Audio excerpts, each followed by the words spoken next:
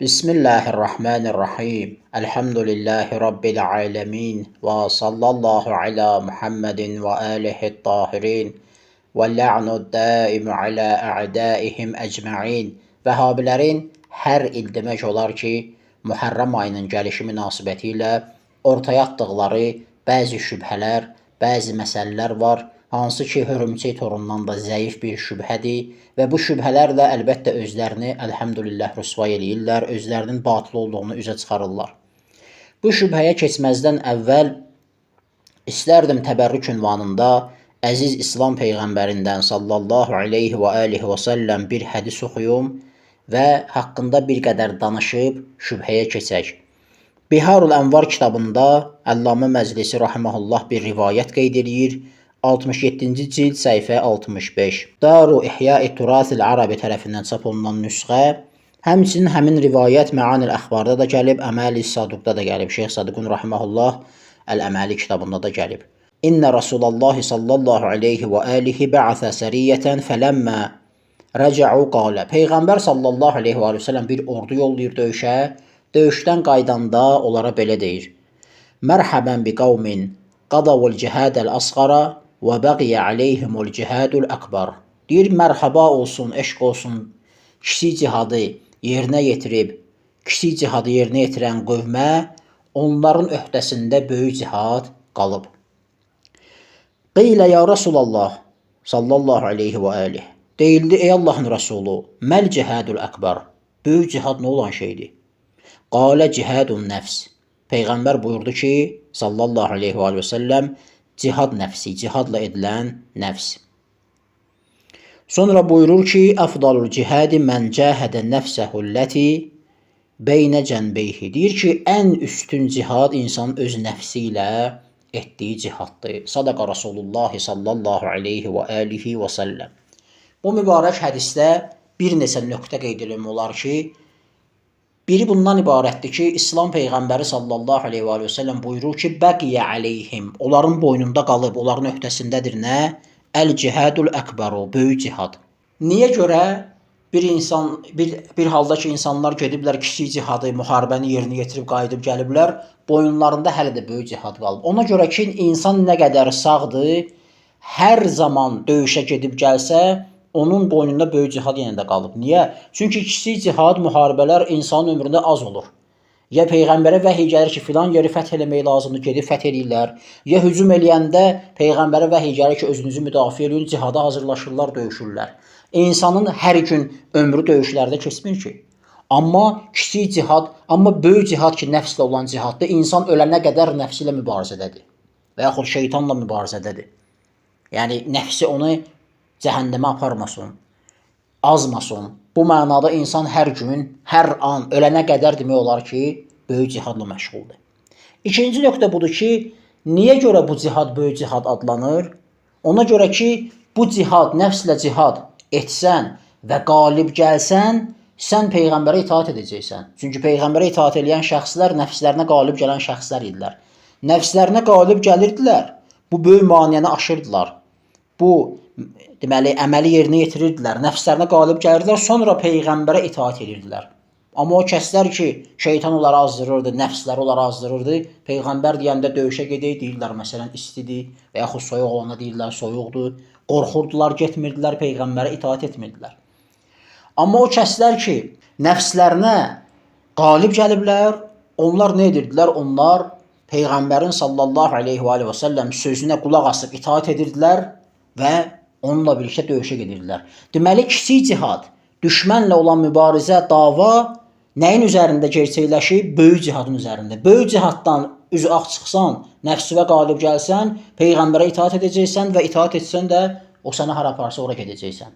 Təbəri öz təfsirində, bir ayənin təfsirində qeyd edir ki, Peyğəmbər sallallahu aleyhi və səlləm Öməri müşriklərin yanına göndərir. Ömər getmir, itaat eləmir. İnşallah bunun bir dəfə xas haqqında danışacaq, mənbəsini qeyd edərək, yəni ətraflı şəkildə. Odur ki, insan nəfsinə qalib gəlsə, Peyğəmbərə itaat edəcək və Peyğəmbər onu döyüşə yollasa, gedib döyüşəcək. Ona görə nəfslə mübarizə böyük cihaddır. Üçüncü bir nöqtə nədir? Üçüncü nöqtə bundan ibarətdir ki, Kiçik cihad, yəni müharibə belə deyək. Müharibə etmək heç də hər bir müsəlmanın müharibə etməsi heç də onun haqqı olması demək deyil. Mümkündür bir insan böyük cihadda məğlub olsun, amma kiçik cihada geçsin, yəni müharibəyə getsin. Misal üçün Kərbəlada. Kərbəlada iki dəstə üz-üzə gəlir. Bir dəstə böyük cihaddan üzü ağ çıxıb, kiçik cihada gəlib İmam Hüseyin əleyhissalam ordusunda.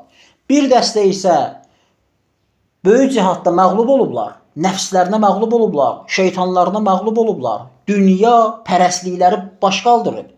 Məsələn, Ömər Səd kimi, lənətullah aleyh, rey mülkünə sahib olmaq istəyirdi. İmam Hüseyin əleyhissalam dedi ki, rey mülkündən sən heç nə fayda əldə etməyəcəksən. Etmədi də, öldü getdi məlun. Rey mülkünü, dünyanın malını nəqd gördü, gəldi, Yezid onu məlun aldatmışdı ki, ordu yığ, İmam Hüseynin get qiyamını yatır, onu öldür, rey mülkü sənindir. Bu cür aldatmışlar bu məlunu. Bu da deyirdi ki, bəs dünya malıdır, nəqd mənim əlimdədir, niyə görə mən nisiyyə gedim, axirətdə gedim, məsələn, cənnəti qazanım. Ona görə də nəfs onu aldatdı, şeytanları ona qalib gəldi, nəfs ona qalib gəldi, böyük cihadda məğlub oldu.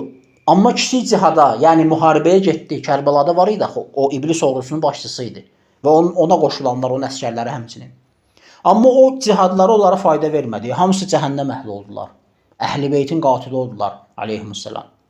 Ona görə də böyük cihaddan üzü ağ çıxan insan, nəfsi ilə mübarizədən üzü ağ çıxan insan nə edir? Kiçik cihada gedir. Və kiçik cihadda da artıq onun qalib olması, məğlub olması mühim deyil. Necə ki, İmam Hüseynin aleyhissalam ordusu o cür idi. Böyük cihadda qalib gəlmişlər, nəfslərinə qalib gəlmişdilər. Getdilər qeyri-bərabər bir müharibəyə, öz sayları az, düşmən tərəf neçə bərabər, neçə qat çoxdur.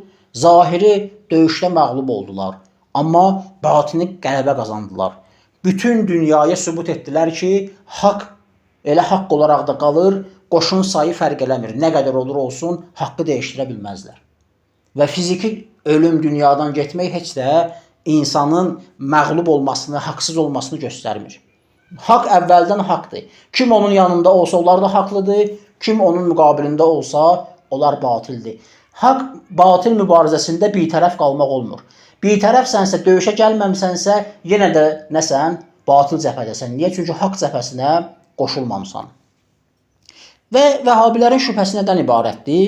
Deyirlər ki, İmam Hüseyni aleyhissalam şiyələr öldürüblər. İmam Hüseyin radiyallahu anhunu Kufə əhli, yəni şiyələr öldürüb. Səffeyn döyüşündə iştirak edən şiyələr Hüseyni öldürənlərdir. Bırak cemaat. Gəl deyənlər. Sənə beyət etmişik, yaxud beyət edəcəyik, məktub yazanlar, himayə edəcəyik, belə olacaq.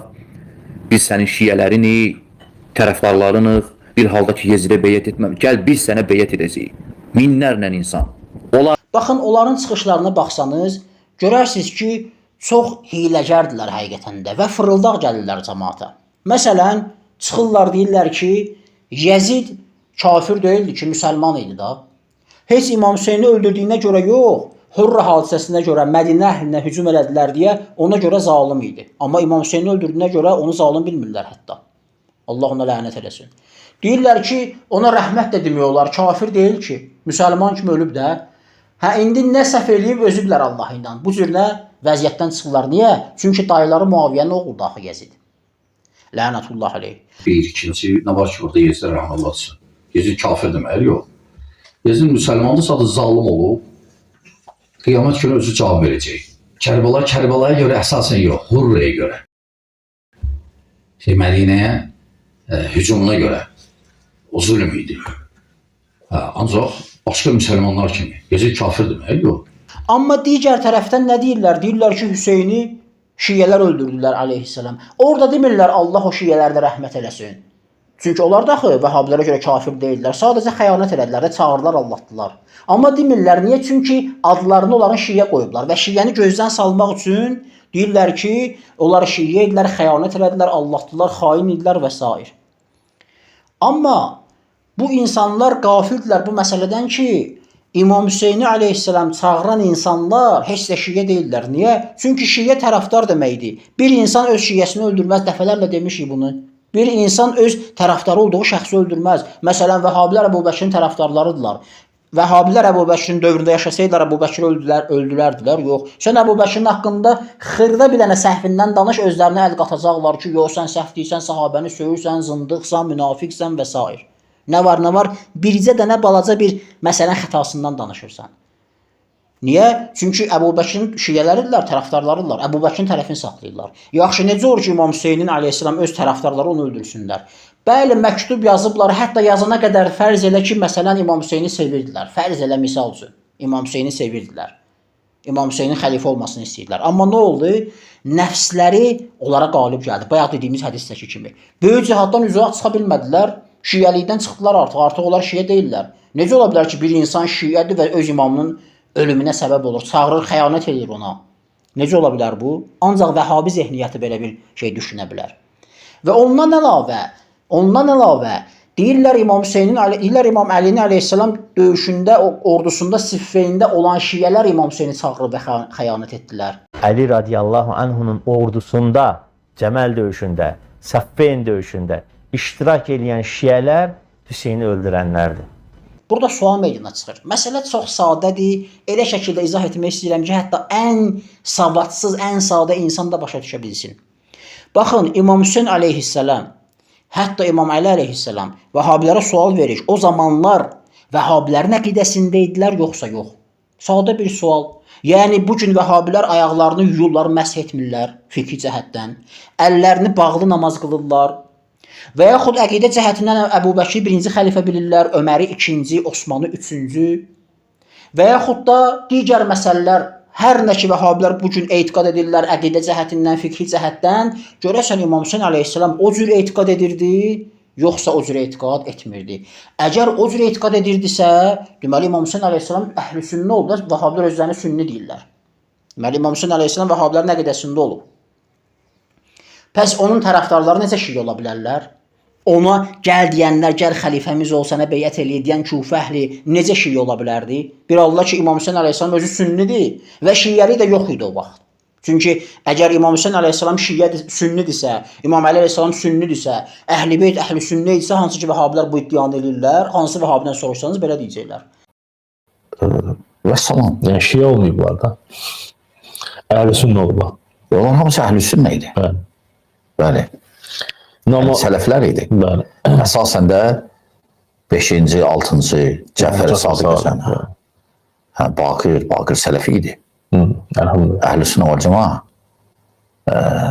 Zeynəl Abidin.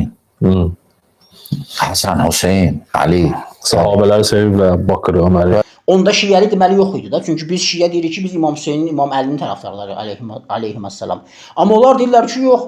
İmam Əli əleyhissalam, İmam Hüseyn, İmam Həsən əleyhissalam əcməin hamısı əhl-i sünnə olub. Onda deməli şiəli olmuyor. Deməli onları çağıranlar elə sünnilər olublar və xəyanət eləyiblər, aldadıblar, sünnilər olublar. Yox desələr ki, İmam Hüseyn əleyhissalam, İmam Əli əleyhissalam şiə idi, yəni bu gün Vəhabilərin olduğu əqidədə deyildi, deməli onda Vəhabilər batıl yolladı. Niyə? Çünki Peyğəmbərin əhl-i beyti şiədir. Peyğəmbərin əhl-i beyti şiədir. Deməli Peyğəmbər özü də Vəhabilər kimi əməl etməyib. Necə ola bilər ki, Peyğəmbər özü bir əqidədədir, əhl-i beyti şiədir, başqa əqidədədir?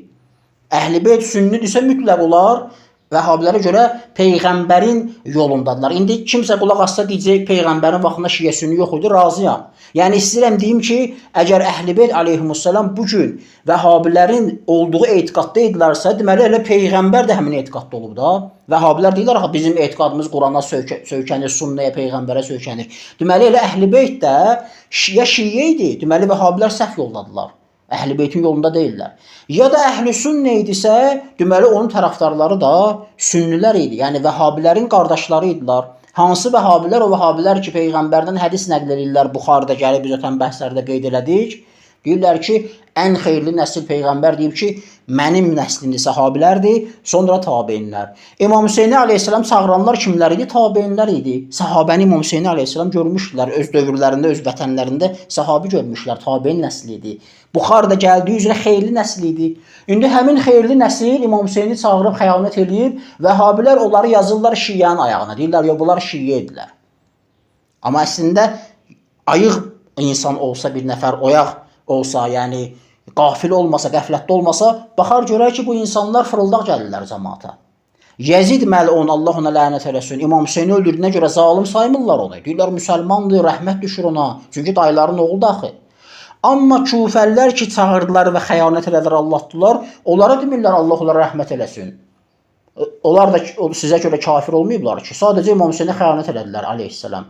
Amma onları şiyə adı ilə, şiyəni vurmaq üçün, xain göstərmək üçün, pis göstərmək üçün deyirlər ki, İmam Hüseyni şiyələr çağırdı və xəyanət etdilər. Xülasə budur ki, bu şübhə də Hörümçək torunundan da zəif bir şübhədir. Bu şübhə ilə özlərini rüsva ediblər əslində.